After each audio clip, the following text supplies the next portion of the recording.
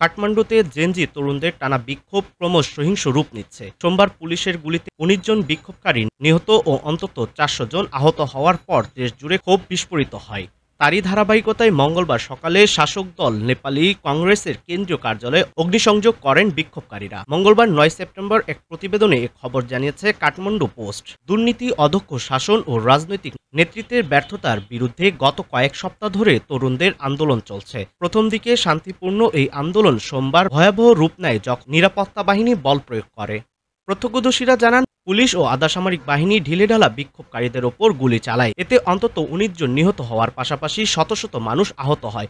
ঘটনাটি দেশজুড়ে ক্ষোভ ও নিন্দা জন্ম দেয়। মঙ্গলবার সকাল থেকে রাজধানী কাঠমান্ডু ভ্যালি ও আশেপাশের জেলাগুলোতে পরিস্থিতি অগ্নিগর্ভ হয়ে ওঠে। বিক্ষোভকারীরা শুধু রাস্তায় অবস্থান কর্মসূচি নয়, রাজনৈতিক নেতাদের বাড়ি ও দপ্তরে হামলা চালান। ইটপাটকেল নিক্ষেপ ও অগ্নিসংযোগের ঘটনা ঘটে একাধিক স্থানে। উত্তেজনা নিয়ন্ত্রণে আনতে প্রশাসন বিভিন্ন এলাকায় অনির্দিষ্টকালের জন্য কারফিউ জারি করেছে।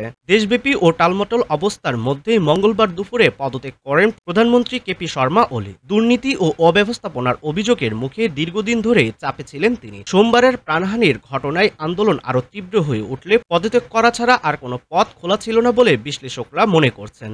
তবে প্রধানমন্ত্রীর পদত্যাগেও উত্তেজনা প্রশমিত হয়নি। বিক্ষোভকারীরা জানিয়েছেন, কেবল নেতৃত্ব পরিবর্তন নয়, তারা চায় রাজনৈতিক ব্যবস্থার মৌলিক সংস্কার ও কার্যকর জবাবদিহি। তরুণদের অভিযোগ, দেশের বড় রাজনৈতিক দলগুলো শুধু ক্ষমতার ভাগাভাগি নিয়ে ব্যস্ত থেকেছেন, অথচ শিক্ষা, কর্মসংস্থান ও সুশাসনের প্রশ্নে জনগণের প্রত্যাশা পূরণ করতে ব্যর্থ হয়েছে।